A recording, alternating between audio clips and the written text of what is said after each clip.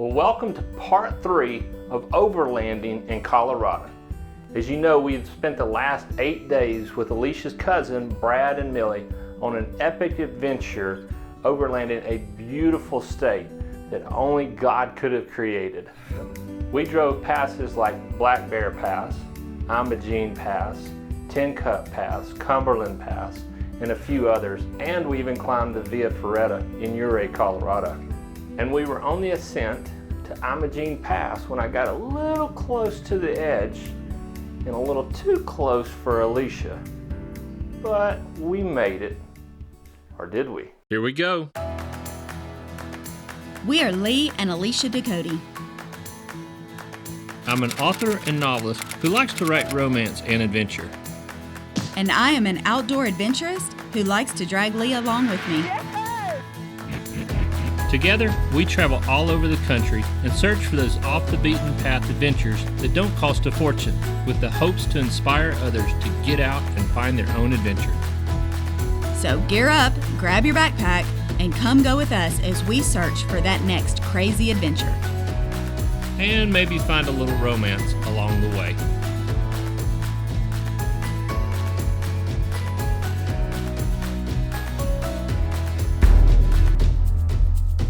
Looking over the hood of our Jeep, these turns on these cliffs look extremely close to our tires and very nerve-wracking. I will give Lee credit. This man can drive. But you did great.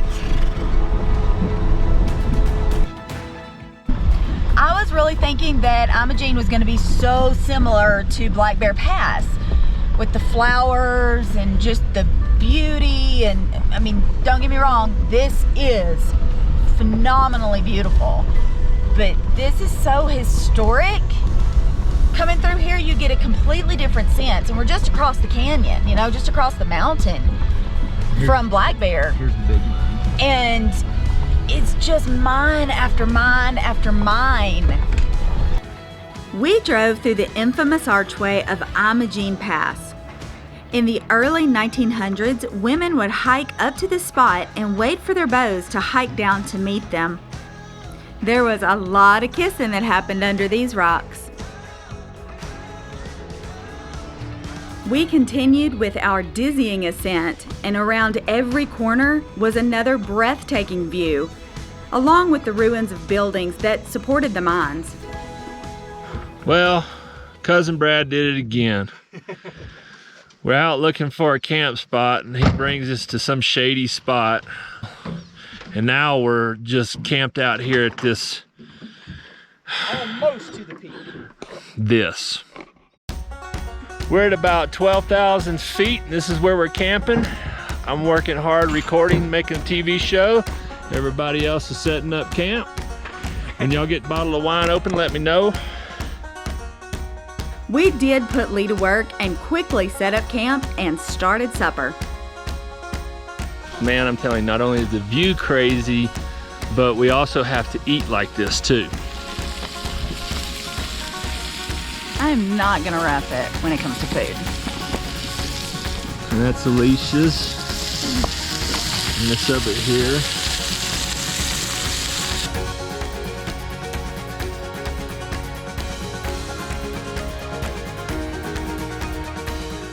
We are wrapping up tonight with a great supper, a great bottle of wine, awesome people, and an adventure that you just can't believe. You really have to do some overlanding. Get up here to 12,000 feet, camp overnight, cook a great meal. I like what Brad said. There's no check-in times. There's no check-out times. You don't have to make a reservation. You just show up, find a spot that looks gorgeous, and hang out for a little while. I love Brad and Millie's motto. It's not about getting there, it's about the journey. All right, good night, guys. We will see you tomorrow morning.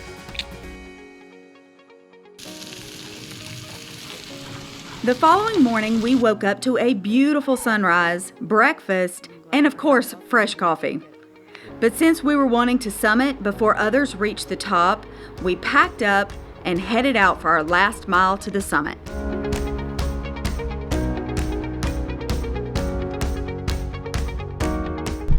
in this canyon, and we don't know how, we can't see the road just but 100 yards ahead of us, and we have no idea where it's leading and how we can even get over the mountain. This is crazy. Hang on, I'll give you the bird's eye view.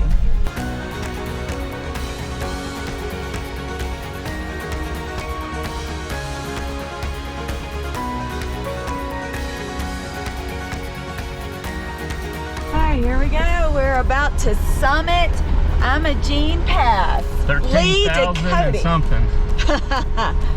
Way to go. A long ways down there.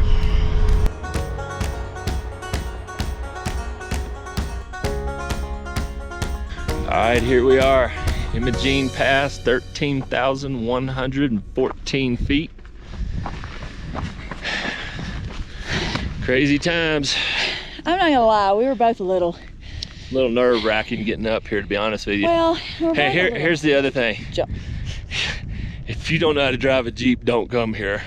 But guess what? A Jeep tour is fixing to pull up, and you can let somebody else drive you up here. How awesome is that? Mm-hmm.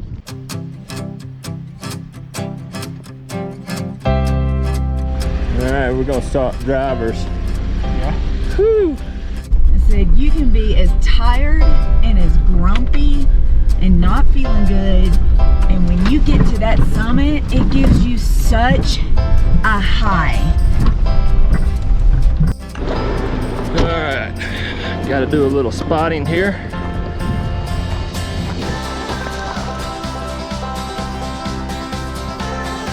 All right, keep coming.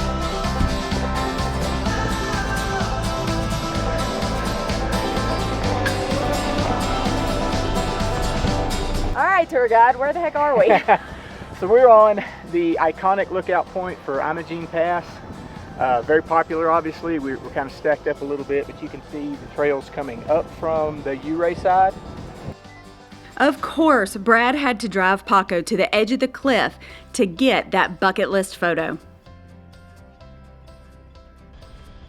I thought Black Bear Pass had beautiful flowers. However, Imogene was littered with wildflowers as far as the eye could see. We cautiously put night to the test with rivers, small boulders, and a steep descent as we made our way off the pass.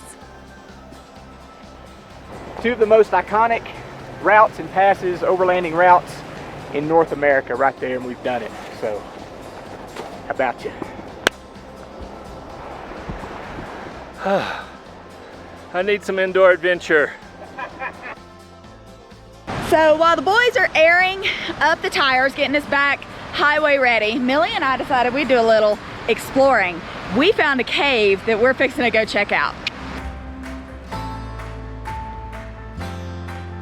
Not much of a cave, but it had a crazy gorgeous river flowing beside it.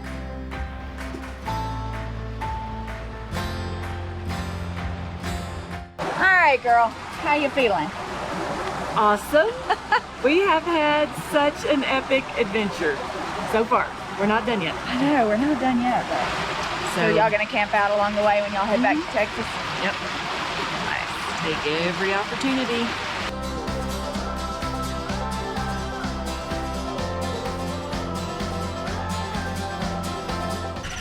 So how do you warm up your food on the trail when you don't have a microwave?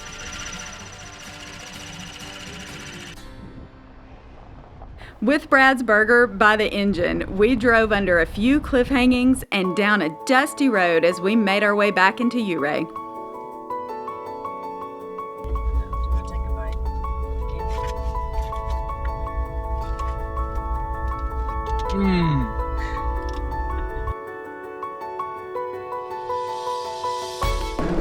Okay, so we're going back into the Gunnison National Forest. We are north of Gunnison and Almont, and this will be our campsite number 4. Yep, number 4. Got us a little homemade pizza tonight. Look at that. That is one way to get this crowd quiet. Another great thing about being in the mountains is the abundance of fresh, cold water. Lee and I filled up a couple of containers down by the stream, then sat for a while, soaking in the romance.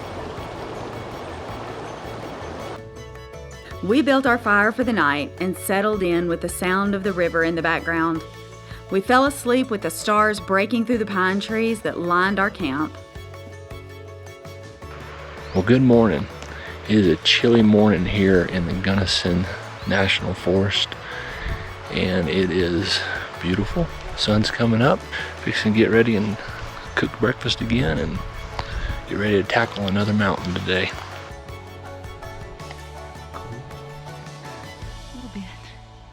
So to warm up, I took over breakfast and made a chickpea hash and received no complaints.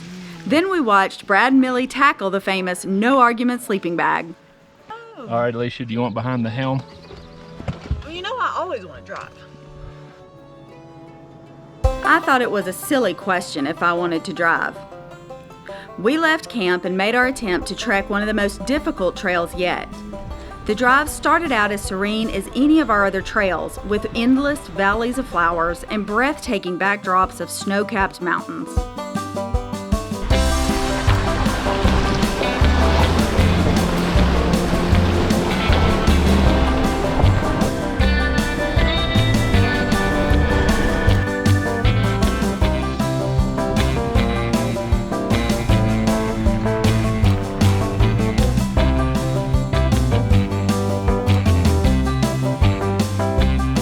We entered in the forest where our road became engulfed in large rocks and deep crevices. We stopped to let some side-by-sides go by, and after hearing from a couple of other Jeeps that the road ahead of us turns worse, we made the decision to turn back. There were a few spots that I needed help getting over the boulders, and these same spots drove Lee's blood pressure a little too high. The only one that's nervous is me. And I'm riding. Whew, I'm gonna walk for a little bit. Brad is really good at what he does and has never put us into any type of harm's way. But when it comes to my stress level, he pushes it to the limit. Holy cow. Come on, cuz, I'm gonna quit coming to your house for Thanksgiving if you keep my heart rate up like this. Wow, what a journey. All right, so y'all all know Alicia's a health nut, right? And she's always on my case about chocolate. And I love chocolate. See what Millie gave me? And see, Brad likes chocolate. Still got some sandwich here, bud. Millie loves chocolate. What? 70 calories. She just ain't right. After a great picnic and getting picked on about my chocolate, we sat back and took in all the beauty that God had granted us that day. A few side-by-sides drove by while Brad was studying a map, and Lee, well,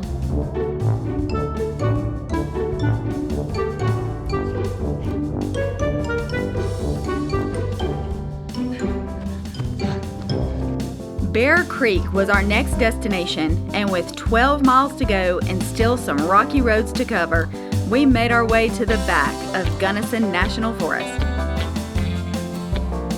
There's this one rocky gravel road that brings you back here in the back of Gunnison National Forest for views like that.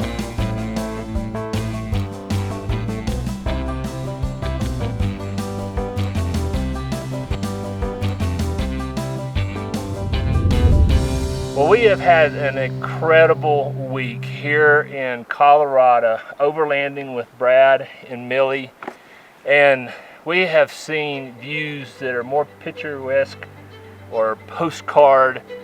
I can't even talk, the altitude's so high right now. But it is truly incredible. And Brad, Millie, thank you for guiding us on this trip, inviting us to come. So Brad sold me on overlanding last Christmas when we were at his house celebrating Christmas with their family, which is Alicia's cousins. And I said, we gotta go, I'd love to go, let's do a show about it. And Here we are. Yeah, we made it happen. set the routes and made it happen. We've said throughout this week to our viewers that overlanding takes experience, and you just don't need to jump in a truck and go do it. Right, right. Yeah, it's kind of loosely defined as vehicle dependent travel, so, or exploration, and that's a loose definition, but it kind of covers all the bases. And that vehicle can be anything. It doesn't have to be, you know, the most expensive rig. You can start small and build up, and as a matter of fact, that's a lot of the fun of it. You know, it's getting a little bit at a time and making it your own each step of the way. So yeah, it doesn't depend on the vehicle as much. But that being said, having certain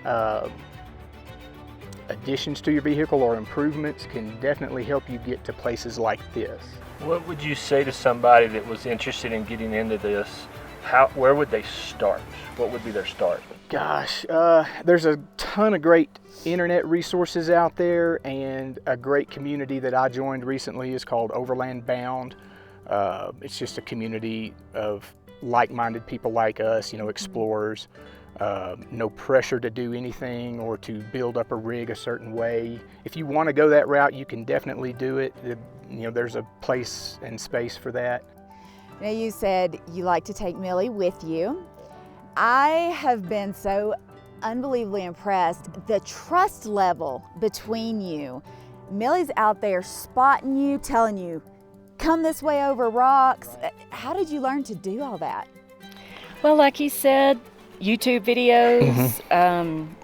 We did a couple of trips last year and kind of figured out what to do. And so the spotter's job is to just kind of guide your driver where he needs to put the wheels in order not to do damage to your vehicle or go off the side of the cliff. So this is a really, really great sport. I mean, you gotta use abs.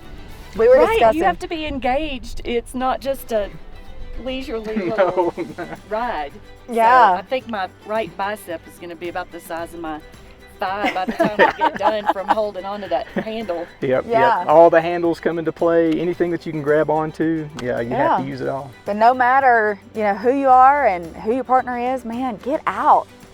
Come up to the mountains. It builds trust with Well, there's also a certain level of comfort of what you want to do. I mean, we actually did one of the most iconic and difficult trails in the United States, if not further, Black Bear Pass. Right. And by the way, can we just get a little high five? Hot dog! That's a bucket list right there. No doubt. Yeah, that was fun. It was great. It was technical. It was a little bit, you know, it gives you a false sense of security as you go up the early parts of it, but then it gets technical. You have to get your spotters out. You guys did awesome talking me through it. You can probably see Millie hanging out the side, you know, telling me how close to get to the wall. And it takes all of that to get down. You know, it was a total team effort for both vehicles, or the vehicle we took. So. And so worth it. Oh gosh, when you drop down and see Telluride for the first time, to the top. It's all worth it. With a little bit of research, you can find some of the easier routes if your vehicle isn't quite, you know, built up to handle some of the steeper rocks. The simplest and easiest thing to do, or maybe one of the first things you should probably do, is look to get more ground clearance, and that's accomplished with usually taller tires and some form of a lift kit that will give you some more ground clearance to clear rocks and obstacles.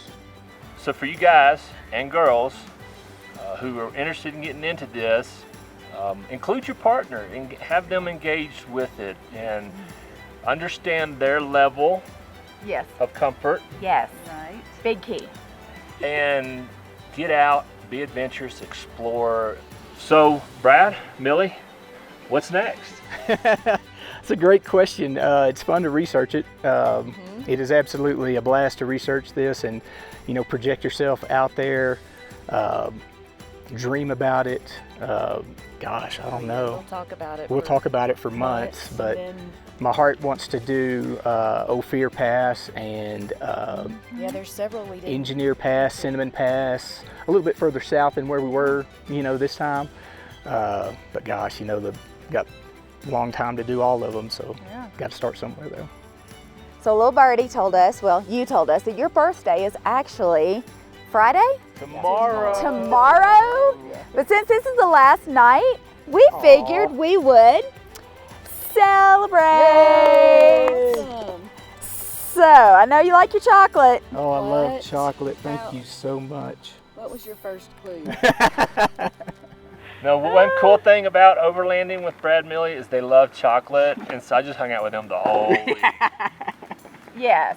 Well, happy birthday. about a to toast? you. Happy birthday. Thank you. Here's to a Yes. fabulous, fabulous trip, and we look forward to doing more with you guys. Absolutely. Absolutely. Absolutely have to.